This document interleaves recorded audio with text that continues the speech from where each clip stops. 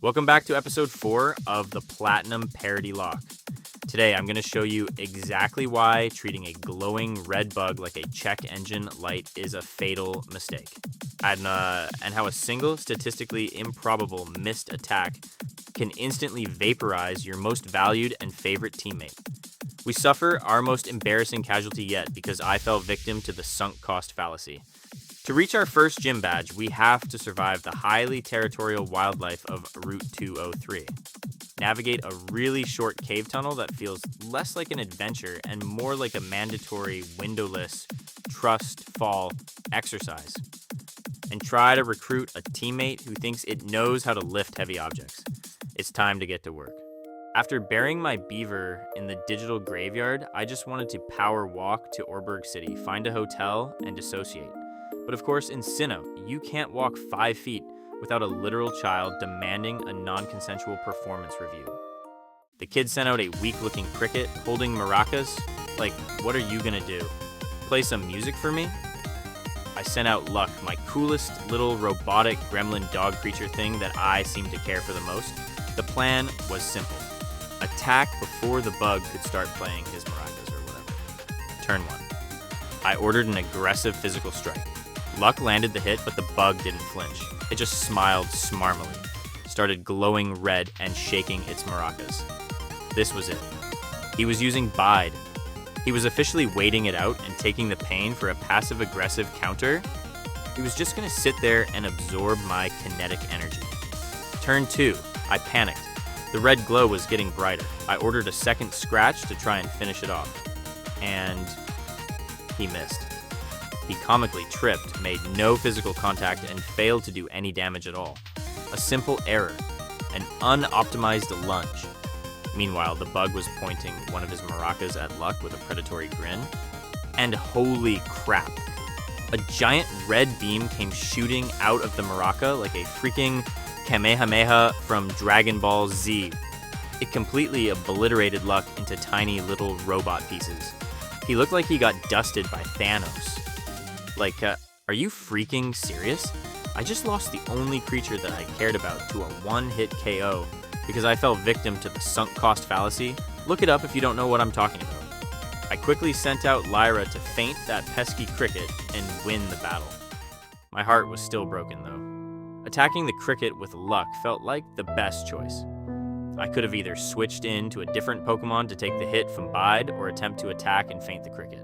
I can't believe the attack missed. That's just my luck for you. Haha, do you get it? After losing Luck to that maraca, shaking, attack doubling Pillbug, I was operating on 0 morale and entirely too much anxiety. I just wanted to walk the rest of Route 203 in total blissful silence. But no. The road was infested with more nothing better to do with my time people who wanted to test my skills via animal violence. Turns out my only 2 remaining viable assets, a depressed turtle and a neurotic sparkbird, are actually pretty decent at handling their violence. We cleared the gauntlet. It was tedious and unoptimized, but we made progress toward Oreburgh City, which is where the first Death by Rock challenge, gym challenge, was. Before we could escape to the cave, we were ambushed by the local wildlife. My first official encounter on Route 203. Another Bomblume, and it was dive bombing straight for me. In a normal Nuzlocke playthrough, I'd capture it. We need the head count. But I live under the arbitrary, unnegotiable jurisdiction of the Nuzlocke Dupes Clause, which means that I cannot catch a Pokemon that I've already captured. Since I already own a Bomblume Linemon, this one is off limits and I need to run away. So I did just that. I ran as fast as I could into the cave before any detonations were triggered. One more route done, 0 new captures. Our head count is critical, and we are entering dark, unmapped territory. If I don't get some caffeine and a nice rock to sit on within the next 10 minutes, I am going to tear a rift out of this dimension with my bare hands. I stepped into Oreburgh Gate, completely blind. Within 3 seconds, some floodlights turned on, and I bumped directly into a heavy-breathing, heavily bearded man lurking behind me. In the real world, this is exactly how a 4-part true crime podcast starts. But in Sinnoh, the guy just gave a TM for the move flash, just because I flipped the CD around. It had a note taped to the back saying, "To only use this in Wayward Cave." The bearded man told me that was its only purpose for being in the game, mainly so that you could catch a rare Pokemon that only spawns there. I figured I would hang onto it for now, even if I'm not allowed to have that Pokemon. I'm looking at you, Nuzlocke ban list. Before I could even process the sheer stupidity of a one-time use TM, we were attacked, sorta, by a wild Dracool, a creature that is a wannabe vampire who is afraid of blood. Freaking weird, right? Just look at that jar of beet juice it has. That should tell you everything you need to know. I need a full roster, but according to my handy-dandy rulebook, I have a strict personal ban list for this run. And that ban list excludes any mons from the Draylord line, so I wish I could, but this run is all about making myself suffer. Why did this have to be my encounter? Since I wasn't allowed to capture it, I just ran away again, this time toward the cave exit. My team was severely understaffed, but at least I made it through Oreburgh Gate intact. We finally emerged from the cave with the hipster bat and stepped into Oreburgh City. I took a deep breath of fresh air and immediately inhaled a lungful of industrial coal dust. The entire city is built on the edge of a massive coal mine. The property values must be absolute garbage. My smartwatch immediately started vibrating, begging me to seek an indoor environment equipped with a HEPA filter. I was actively trying to calculate how many years this visit was shaving off my life expectancy when I suffered yet another severe violation of my personal space. A child who clearly had no concept of boundaries or my failing knees sprinted up out of nowhere, grabbed my wrist without my consent, and physically dragged me across the city pavement. He didn't ask if I wanted a tour.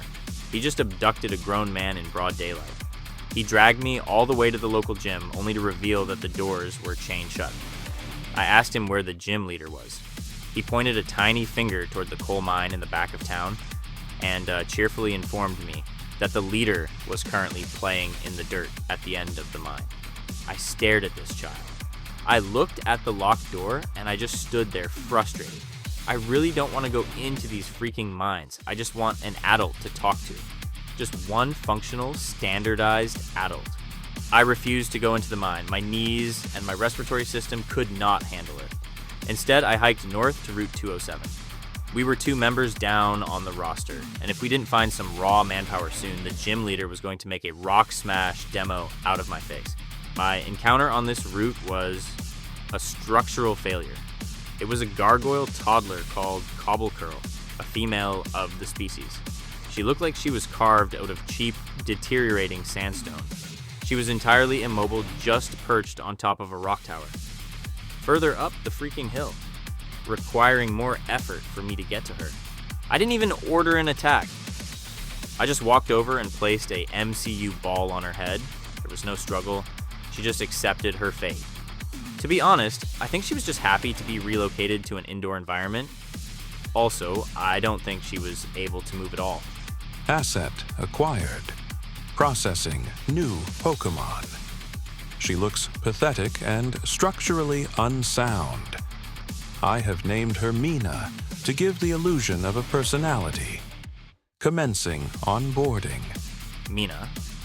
She has the physical capabilities of a wet paper towel and the emotional stability of a teeter-totter in a windstorm. But she is technically a fighting type, which means I have to force this crumbling child into a coal mine to fight monsters 3 times her size. Welcome to the team, Mina. I'm so sorry. With Mina, the crumbling gargoyle, added to the party, I had no more excuses. I had to go into the hole.